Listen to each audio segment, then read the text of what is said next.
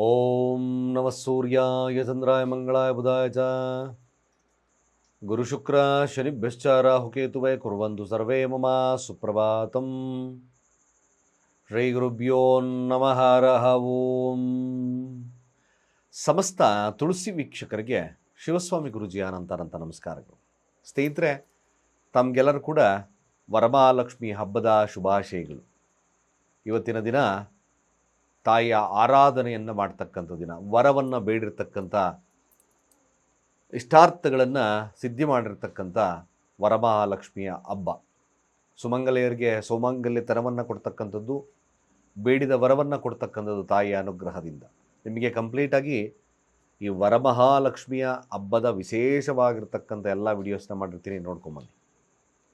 ಈ ವರಮಹಾಲಕ್ಷ್ಮಿಯ ತಾಯಿಯ ಆರಾಧನೆಯಿಂದ, ಕಳಸ ಸ್ಥಾಪನೆಯಿಂದ ಹಿಡಿದು ಹೇಗೆ ಲಕ್ಷ್ಮಿಯನ್ನು ಆರಾಧನೆಯನ್ನು ಮಾಡಬೇಕು, ಯಂತ್ರ ರಚನೆ, ಬೀಸಾ ಯಂತ್ರ ನಿಮಗೆ ನಾನು ಕೊಡ್ತೇನೆ. ಖಂಡಿತವಾಗಿ ನಿಮ್ಮ ಈ ಬೀಸಾ ಯಂತ್ರ ರಚನೆ ಹೇಗಿರಬೇಕು, ಹೇಗೆ ಮಾಡ್ಕೋಬೇಕು ಅಂತಕ್ಕಂಥ ವಿಚಾರಗಳನ್ನು ಪೂರ್ತಿ ಎಪಿಸೋಡಲ್ಲಿ ನಾನು ಕೊಡ್ತೇನೆ. ನೋಡಿ, ಕಳಸ ಸ್ಥಾಪನೆಯ ಮುಹೂರ್ತವಾಗ ಸಹಿತವಾಗಿ ಹೇಳಿದ್ದೇನೆ. ಯಾವ ಒಂದು ಸಮಯದಲ್ಲಿ ತಾವು ಕಳಸ ಸ್ಥಾಪನೆಯನ್ನು ಮಾಡ್ಕೋಬೇಕು, ಕಳಸದಲ್ಲಿ ಆಗ್ತಕ್ಕಂಥ ವಸ್ತುಗಳೇನು, ದೇವಿಯ ಮುಂದೆ ಇಡ್ತಕ್ಕಂಥ ವಸ್ತುಗಳಾದರೂ ಏನು, ಖಾದ್ಯಗಳಾದರೂ ಏನು, ಇವೆಲ್ಲ ವಿಚಾರಗಳನ್ನು ತಿಳಿಸ್ತೇನೆ. ನಿಜವಾಗ್ಲೂ ನೋಡಿ, ಒಂದು ಪ್ರಶಸ್ತವಾಗಿ ದೈವಿಕವಾಗಿರ್ತಕ್ಕಂಥ ವಿಡಿಯೋ ನಾನು ಕೊಡ್ತೇನೆ ನಿಮಗೆ. ಅದರದ್ದೇ ಸಪರೇಟ್ ಎಪಿಸೋಡನ್ನು ನಾನು ಮಾಡಿಕೊಡ್ತೇನೆ. ಹಾಗೆ ನೋಡಿ, ಇವತ್ತು ನಿಜವಾಗ್ಲೂ ಶುಕ್ರನ ಅನುಗ್ರಹ, ಶುಕ್ರವಾರ ಶುಕ್ರನ ಅನುಗ್ರಹವಾಗಬೇಕು. ನಾನು ಇವತ್ತು ಎಪಿಸೋಡ್ ಎಲ್ಲ ದೀಪಾರಾಧನೆಯ ಬಗ್ಗೆ ಕೊಟ್ಟಿದ್ದೇನೆ. ವಿಲಾಸಿ ಜೀವನ, ಕಾರು, ಬಂಗಲೆ, ಐಷಾರಾಮಿ ಜೀವನವನ್ನು ಕೊಡ್ತಕ್ಕಂಥದ್ದು ಶುಕ್ರ. ಜಾತಕದಲ್ಲಿ ಶುಕ್ರ ಕೂತಿರ್ತಕ್ಕಂಥ ಸ್ಥಾನ, ಶುಕ್ರನ ಒಂದು ಅಭಿವೃದ್ಧಿ ಯಾವ ಸ್ಥಾನದಲ್ಲಿ ಕೂತಿದೆ, ನಮ್ಮ ಶುಕ್ರ ಅಭಿವೃದ್ಧಿ ಹೇಗೆ ಕೊಡ್ತಾನೆ, ಸಾಂಸಾರಿಕ ಜೀವನ ಹೇಗಿರುತ್ತೆ, ಮದುವೆ ಜೀವನ ಹೇಗಿರತಕ್ಕಂಥದ್ದಿರುತ್ತೆ, ಇವೆಲ್ಲವನ್ನು ಶುಕ್ರ ಆಡಳಿತ ಮಾಡೋದ್ರಿಂದ ಶುಕ್ರನ ಅನುಗ್ರಹ ಸಿಗಲಿಕ್ಕೋಸ್ಕರ ಶುಕ್ರವಾರಗಳೊಂದು ಈ ದೀಪಾರಾಧನೆಯನ್ನು ಮಾಡ್ತಾ ಬನ್ನಿ. ನಿಜವಾಗ್ಲೂ ಇವೆಲ್ಲ ಸ್ವಾಭಾವಿಕವಾಗಿ, ವೈಜ್ಞಾನಿಕವಾಗಿ ಕೂಡ ನಿಮಗೆ ಅತ್ಯಂತ ಸರಳವಾಗಿರ್ತಕ್ಕಂಥ ವಿಧಾನವನ್ನು ನಾನು ತಿಳಿಸ್ಕೊಡ್ತೇನೆ. ಇವತ್ತು ಯಾವ ರೀತಿ ಮಾಡ್ಕೋಬೇಕು, ಲಕ್ಷ್ಮೀ ಪೂಜೆಗೆ ಮಾಡ್ತೀರಾ, ಅಫ್ಕೋರ್ಸ್ ಲಕ್ಷ್ಮೀ ಪೂಜೆಗೆ ಯಾವ ಥರದ ದೀಪ ಹಚ್ಕೋಬೇಕಾಗ್ತದೆ, ಹೇಗೆ ನಿರ್ಮಾಣವನ್ನು ಮಾಡ್ಕೋಬೇಕಾಗ್ತದೆ, ಯಾವ ಒಂದು ಧಾನ್ಯದಿಂದ ಅಲಂಕೃತವಾಗಿ ಮಾಡಬೇಕಾಗ್ತಕ್ಕಂಥದ್ದು ಇರ್ತದೆ, ಇದರಿಂದ ನಮಗೆ ಸಿರಿ ಸಂಪತ್ತುಗಳೇನಾದರೂ ದೊರೆಯುತ್ತಾ, ವೈವಾಹಿಕ ಜೀವನ, ಮದುವೆ ಆಗಿಲ್ದಲೇ ಇರತಕ್ಕಂಥವ್ರಿಗೆ ಹೇಗೆ ವಿಶೇಷವಾಗಿರ್ತಕ್ಕಂಥ ಪಾತ್ರಗಳನ್ನು ಕೊಡುತ್ತೆ, ಕಂಪ್ಲೀಟ್ ವಿಶ್ಲೇಷಣೆಯನ್ನು ನಾನು ಕೊಡ್ತೇನೆ. ನೋಡಿ, ಆ ಒಂದು ಕೊನೆಯ ಭಾಗದಲ್ಲಿ ತಿಳಿಸ್ತೇನೆ. ಮೊದಲು ಇವ್ರದ್ದು ಪಂಚಾಂಗ ಶ್ರವಣವನ್ನು ಮಾಡಿ ತದನಂತರ ದ್ವಾದಶ ರಾಶಿಗಳ ಫಲವನ್ನು ತಿಳ್ಕೊಳ್ಳೋಣ. ನೋಡೋಣ, ಇದನ್ನು ಶುಕ್ರವಾರ ನವಮಿ ತಿಥಿ ಇರ್ತಕ್ಕಂಥದ್ದು, ಶುಕ್ಲಪಕ್ಷ, ವೈದ್ಯುತಿ ಯೋಗ ಇರ್ತಕ್ಕಂಥ ಸಮಯ, ಬಾಳವ ಹಾಗೆ ಕವಳವ ಕರ್ಣ ಇರ್ತಕ್ಕಂಥದ್ದು. ಚಂದ್ರ ಅನುರಾಧ ನಕ್ಷತ್ರದಲ್ಲಿ ಸಂಚಾರವನ್ನು ಮಾಡ್ತಾ ಇದ್ದಾನೆ ವೃಶ್ಚಿಕ ರಾಶಿಯಲ್ಲಿ. ತದನಂತರ ಜ್ಯೇಷ್ಠ ನಕ್ಷತ್ರಕ್ಕೆ ಪಾದಾರ್ಪಣೆಯನ್ನು ಮಾಡುತ್ತೆ. 11:51 ಕೂಡ ಅನುರಾಧ ನಕ್ಷತ್ರದಲ್ಲಿ ಸಂಚಾರವಿದೆ. ಇವತ್ತಿನ ಕಾಲಮಾನವನ್ನು ನೋಡೋದಾದರೆ ರಾಹುಕಾಲ ಬೆಳಗ್ಗೆ 10:54 ಮಧ್ಯಾಹ್ನ 12:30 ಹಾಗೆ ಯಮಗಂಡ ಕಾಲ ಮಧ್ಯಾಹ್ನ 3:42 5:18 ಸಂಜೆವರೆಗೂ. ಗುಳಿಕ ಕಾಲ ಬೆಳಗ್ಗೆ 7:42 9:18 ಬೆಳಗಿನವರೆಗೂ. ಹಾಗೆ ಇವತ್ತಿನ ದುಷ್ಟ ಮುಹೂರ್ತ ಭಾಗವನ್ನು ನೋಡೋದಾದರೆ ಬೆಳಗ್ಗೆ 8:29 9:21 ಹಾಗೆ ಕಂಟಕ ಮೃತ್ಯುದೋಷ ಇರತಕ್ಕಂಥದ್ದು ಮಧ್ಯಾಹ್ನ 1:42 2:34 ಉತ್ತಮ ಸಮಯವಲ್ಲ. ಇದನ್ನು ತಪ್ಪಿಸಿ ನಿಮಗೆ ಬೆಳಗ್ಗೆ ಇವತ್ತೇನಾದರೂ ಮಾಡೋದಾದರೆ. ಸೊ ಹಾಗಾಗಿ ಜಾತಕದ ಪ್ರಕಾರ ಅಂದರೆ ದ್ವಾದಶ ರಾಶಿಗಳಿಗೆ ಫಲಾಫಲ ಹೇಗಿರುತ್ತೆ. ಅನುರಾಧ ನಕ್ಷತ್ರ ಇವತ್ತು ಕೂಡ ಸ್ವಲ್ಪ ಮುಂದುವರಿತಕ್ಕಂಥದ್ದಿದ್ದು, ತದನಂತರ ಜ್ಯೇಷ್ಠ ನಕ್ಷತ್ರಕ್ಕೆ ಪಾದಾರ್ಪಣೆಯನ್ನು ಮಾಡುತ್ತೆ ಚಂದ್ರ. ಸೊ ಹಾಗಾಗಿ ಜಾತಕದ ಪ್ರಕಾರ ದ್ವಾದಶ ರಾಶಿಗಳಿಗೆ ಹೇಗಿರುತ್ತೆ. ಮೊದಲು ಮೇಷರಾಶಿಯವರ ಫಲವನ್ನು ನೋಡಿದಾಗ ಸ್ವಲ್ಪ ಮಧ್ಯಾಹ್ನದವರೆಗೂ ಇದೇ ಥರದ ವಾತಾವರಣ ಇರ್ತದೆ. ತದನಂತರದಲ್ಲಿ ಮೇಷರಾಶಿಗಳಿಗೆ ಸಣ್ಣ ಬದಲಾವಣೆಗಳು ಬರ್ತಕ್ಕಂಥ ಸಮಯವಾಗುತ್ತೆ. ಬಟ್ ಆದರೆ ಇಲ್ಲಿ ಬುಧನ ಸ್ಥಿತವಾಗಿರ್ತಕ್ಕಂಥ ಸ್ಥಾನವನ್ನು ನೋಡಿಕೊಂಡ್ರೂ ಕೂಡ ಸ್ವಲ್ಪ ಸುಖವನ್ನು ಅಪೇಕ್ಷೆಯನ್ನು ಪಡ್ತಕ್ಕಂಥ ಸಮಯವಾಗಿ ಮುಂದುವರಿತಕ್ಕಂಥದ್ದು ಇರ್ತದೆ. ಒಲ್ಲದ ಮನಸ್ಸಿನಿಂದ ಮಾಡ್ತಕ್ಕಂಥ ಕೆಲಸಗಳು ಜಾಸ್ತಿ ಆಗುತ್ತೆ. ಬಟ್ ಅತಿರೇಕಕ್ಕೆ ಹೋಗಬೇಡಿ. ಜ್ಞಾನ ಶುದ್ಧಿ ಇರಲಿ, ಬುದ್ಧಿ ಶುದ್ಧಿ ಇರಲಿ. ಮೇಷರಾಶಿಯವ್ರಿಗೆ ಸಾಧ್ಯವಾದಷ್ಟು ಶಾರ್ಪ್ ಮೈಂಡ್ ಮಾಡ್ಕೊಳ್ಳಿ. ಎಲ್ಲ ಕೆಲಸದಲ್ಲಿ ಸುಖವನ್ನೇ ಹೆಚ್ಚು ಅಪೇಕ್ಷೆ ಪಡೆದಲ್ಲೇ ಕಾರ್ಯಪ್ರವೃತ್ತರಾದರೆ ಮಾತ್ರ ವಿಶೇಷವಾಗಿರ್ತಕ್ಕಂಥ ಫಲವಿದೆ. ಕೋಪದಿಂದ ಆಚೆ ಬನ್ನಿ, ಸಮಾಧಾನದಿಂದ ವರ್ತನೆಯನ್ನು ಮಾಡಿಕೊಳ್ಳಿ. ಮೇಷರಾಶಿಯವ್ರಿಗೆ ಸುಖವಿದೆ. ಓಂ ನಮೋ ಭಗವತೆ ವಾಸುದೇವಾಯ ಮಂತ್ರವನ್ನು ಜಪವನ್ನು ಮಾಡಿ, ಸ್ವಲ್ಪ ಶುಭವಾಗುತ್ತೆ, ಒಳ್ಳೆಯದಾಗುತ್ತೆ ಕೂಡ.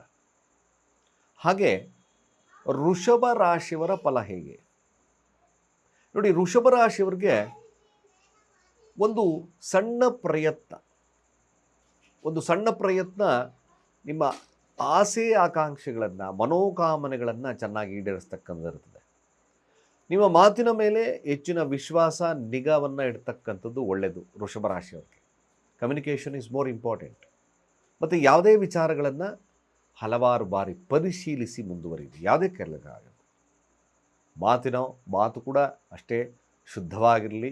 ಯಾವುದೇ ಆದಂಥ ಕೆಟ್ಟ ಮಾತುಗಳ ಪ್ರಯೋಗ ಈ ದಿನ ವೃಷಭ ರಾಶಿಯವರಿಗೆ ಬೇಡವೇ ಬೇಡ. ಇದು ಭಾಳ ಮುಖ್ಯವಾಗಿರ್ತಕ್ಕಂಥ ವಿಚಾರ. ಸಂಗಾತಿಯೊಟ್ಟಿಗೆ ಉತ್ತಮ ಬಾಂಧವ್ಯವನ್ನು ಬೆಳೆಸ್ಕೊಳ್ಳೋದು ಇನ್ನಷ್ಟು ಉತ್ತಮವಾಗಿರ್ತಕ್ಕಂಥ ಕೆಲಸ.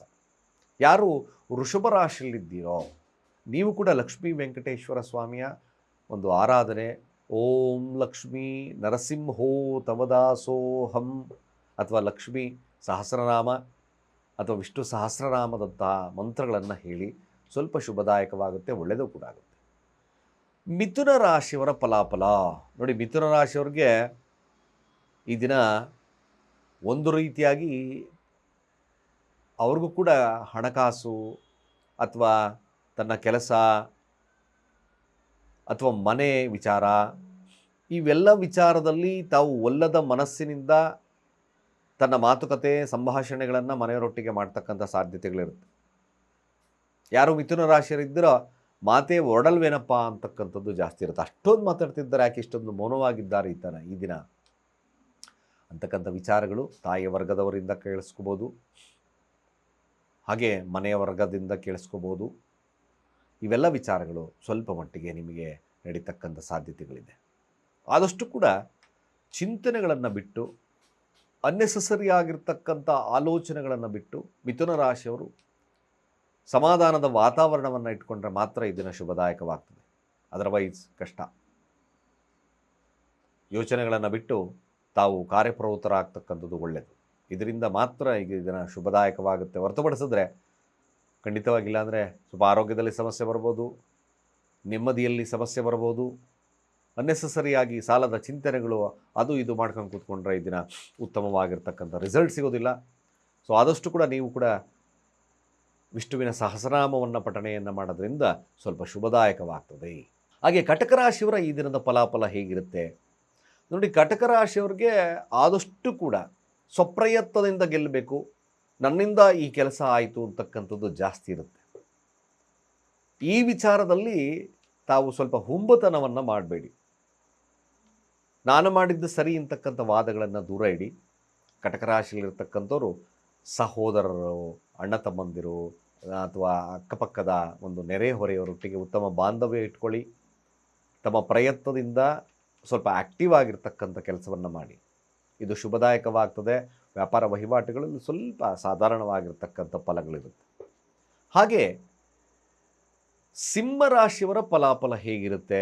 ಸ್ವಲ್ಪ ನಷ್ಟದತ್ತ ಈ ದಿನ ಸಾಗುತ್ತೆ. ಆರೋಗ್ಯದಲ್ಲಿ ಸ್ವಲ್ಪ ಮಟ್ಟಿಗೆ ಸಮಸ್ಯೆಗಳು ಬರಬಹುದು ಅಥವಾ ಹಣಕಾಸು ಖರ್ಚಾಗ್ತಕ್ಕಂಥ ಸಾಧ್ಯತೆ, ಮನೆಯವರಿಗೋಸ್ಕರ ಹಣಕಾಸಿನ ಖರ್ಚುಗಳು ಜಾಸ್ತಿ ಬರ್ತಕ್ಕಂಥಿರುತ್ತೆ. ವ್ಯಾಪಾರ ವಹಿವಾಟುಗಳು ಸ್ವಲ್ಪ ಡಲ್ಲಿರ್ತಕ್ಕಂಥ ಸಾಧ್ಯತೆಗಳು ಈ ಸಿಂಹರಾಶಿಯವರಿಗೆ ಬರುತ್ತೆ. ಸಾಧ್ಯವಾದರೆ ಲಕ್ಷ್ಮೀ ವೆಂಕಟೇಶ್ವರ ಸಾನ್ನಿಧ್ಯವನ್ನು ಭೇಟಿ ಮಾಡಿ, ತುಳಸಿ ಹಾರವನ್ನು ಪ್ರೆಸೆಂಟ್ ಮಾಡಿ ಅಲ್ಲಿ ಪ್ರಾರ್ಥನೆ ಮಾಡೋಗ್ತಕ್ಕಂಥದ್ದು ಒಳ್ಳೆಯದು. ಹಾಗೆ ಕನ್ಯಾ ರಾಶಿಯವರ ಫಲಾಫಲ ಹೇಗೆ ನೋಡಿ. ಕನ್ಯಾ ರಾಶಿಯವರು ಇತ್ತ ಮೇಲೆ ಒತ್ತಕ್ಕಾಗಲ್ಲ, ಇತ್ತ ಕೆಳಕ್ಕೆ ಹೋಗಲ್ಲ, ಒಂದೇ ಸಮನಾಗಿರ್ತಕ್ಕಂಥದ್ದು ಇರುತ್ತೆ. ಸ್ನೇಹಿತರ ಬಗ್ಗೆ ಸ್ವಲ್ಪ ಎಚ್ಚರ. ಲಾಭದಲ್ಲಿ ಕೊರತೆ, ಕೆಲಸ ಆಗ್ತದೆ, ನೀವು ಹೇಳಿದ ಮಟ್ಟಿಗೆ ಅನಿಸಿದ ಮಟ್ಟಿಗೆ ಎಕ್ಸ್ಪೆಕ್ಟೇಷನ್ ಇಟ್ಕೊಳ್ಳೋಕ್ಕಾಗಲ್ಲ.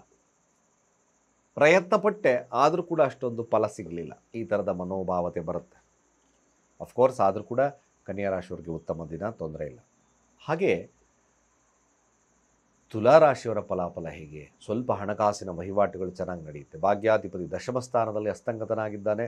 ಒಲ್ಲದ ಮನಸ್ಸಿನ ಕೆಲಸಗಳನ್ನು ಬಿಟ್ಟುಬಿಡಿ. ಅಫ್ಕೋರ್ಸ್ ಅದಕ್ಕೆ ಇಂಟ್ರೆಸ್ಟ್ ಇಟ್ಟು ಕೆಲಸವನ್ನು ಮಾಡಿ. ತುಲಾರಾಶಿಯವರು ಒಂದಷ್ಟು ಗುಡ್ ರಿಸಲ್ಟ್ ಸಿಗುತ್ತೆ. ಆಲಸ್ಯದ ಮನೋಭಾವತೆ, ಎಲ್ಲ ಗೊತ್ತಿದೆ ಅಂತಕ್ಕಂಥ ಮನೋಭಾವತೆ ನಿಮ್ಮನ್ನು ಹಿನ್ನಡೆ ತರುತ್ತೆ. ಈ ದಿನ ಹೇಳಿದ್ದೀನಿ, ತುಲಾರಾಶಿಯವರಿಗೆ ತನ್ನ ಕೆಲಸದಲ್ಲಿ ನಿರ್ವಹಣೆ ಆದಷ್ಟು ಹಿರಿಯರ ಮಾರ್ಗದರ್ಶನವನ್ನು ತೊಗೊಂಡು ಮಾಡಿದ್ರೆ ತುಲಾರಾಶಿಯವರಿಗೆ ಬ್ಯೂಟಿಫುಲ್ ಆಗುತ್ತೆ. ಎಲ್ಲ ನನಗೆ ಗೊತ್ತು ಅಂತಕ್ಕಂಥದ್ದು ವಿಚಾರಗಳನ್ನು ಖಂಡಿತ ಬಿಡಿ, ಅದು ಉತ್ತಮವಾಗೋದಿಲ್ಲ.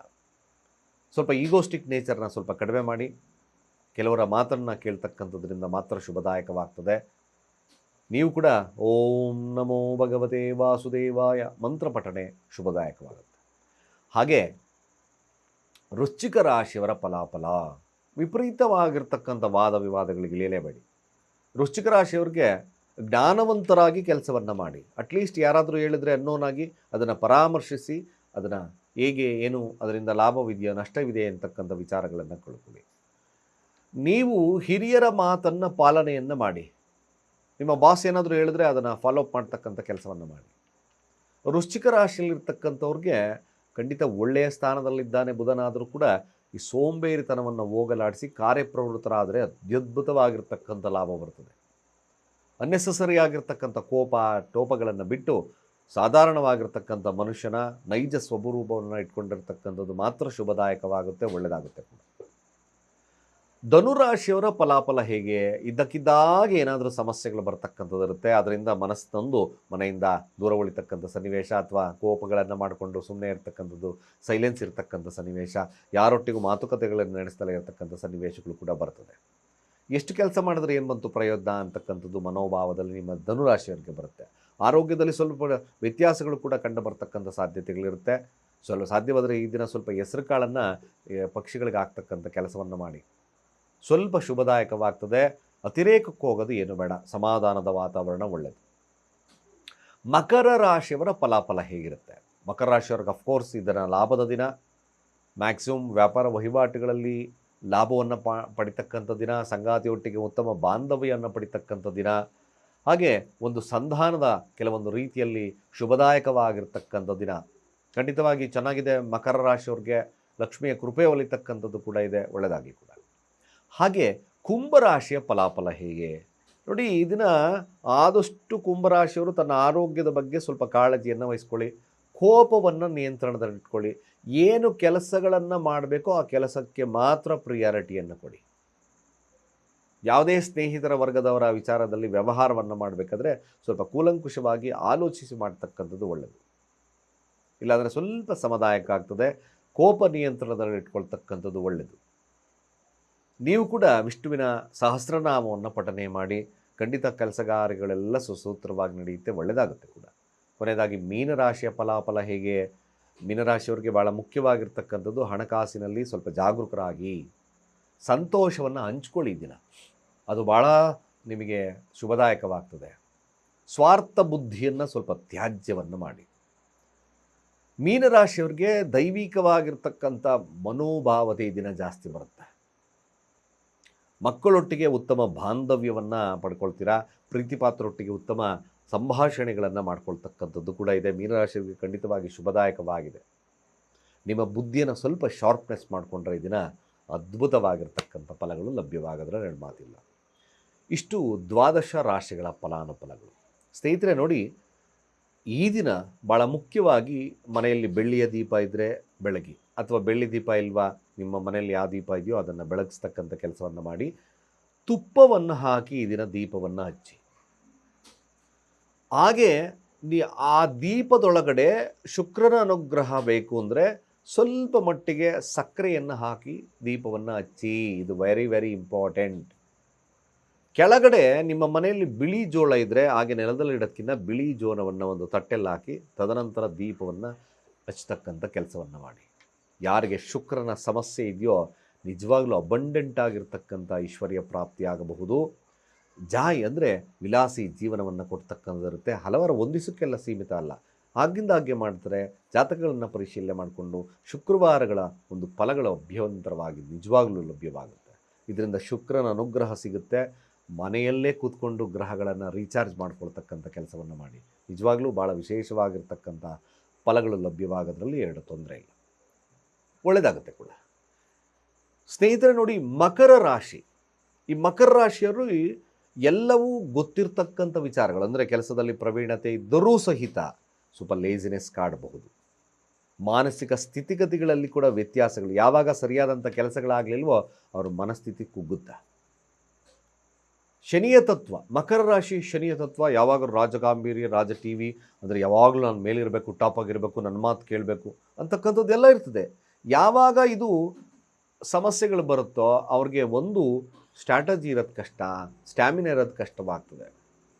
ಈ ಶನಿಯ ತತ್ವ ಒಂದು ಸಮಾನತೆ, ಒಂದು ಯಾವಾಗಲೂ ದೃಢವಾಗಿರ್ತಕ್ಕಂಥ ಕೆಲಸಗಳಿಗೆ ನೋಡಿ, ನಾನು ತಯಾರಿ ಮಾಡಿರ್ತಕ್ಕಂಥದ್ದು ಮಕರ ರಾಶಿಯವರಿಗೆ ರೆಡ್ ಗಾರ್ನೆಟ್ ಕ್ರಿಸ್ಟಲ್ಸ್.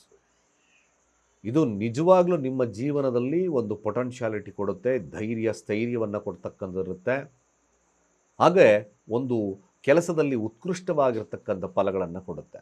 ಅದರ ಜೊತೆ ಇರತಕ್ಕಂಥದ್ದು ಮಿಲ್ಕಿ ಕ್ವಾರ್ಟ್ಸ್, ನಿಮ್ಮ ಮನಸ್ಥಿತಿಯನ್ನು ಭಾಳ ಪರಿಶೀಲಿಸಿ ಒಂದು ಸಮಾನತೆಗೆ, ಶಾಂತ ರೂಪಕ್ಕೆ ತರತಕ್ಕಂಥದ್ದು. ನೋಡಿ, ಇದು ಭಾಳ ವಿಶೇಷವಾಗಿ ಕಾಂಬಿನೇಷನ್ನು. ಮಕರ ರಾಶಿಯವ್ರಿಗೆ ನಿಮ್ಮ ಕಾರ್ಯದಲ್ಲಿ ಜಯವನ್ನು ಸಾಧಿಸಲಿಕ್ಕೋಸ್ಕರ ವಿಶೇಷವಾಗಿ ಮಕರ ರಾಶಿಯ ಬ್ರಾಸ್ಲೈಟು ನಮ್ಮ ಕೆಳಗಿನ ನಂಬರ್ಗೆ ಡಯಲ್ ಮಾಡಿ ಕೇವಲ 999ಕ್ಕೆ ಅದ್ಭುತವಾಗಿರ್ತಕ್ಕಂಥ ಕ್ರಿಸ್ಟಲ್ಸ್ ನಾನು ಕೊಡ್ತೀನಿ ಅಂತ ಹೇಳ್ತಾ, ಸರ್ವೇ ಜನ ಸುಖಿನೋ ಭವಂತು.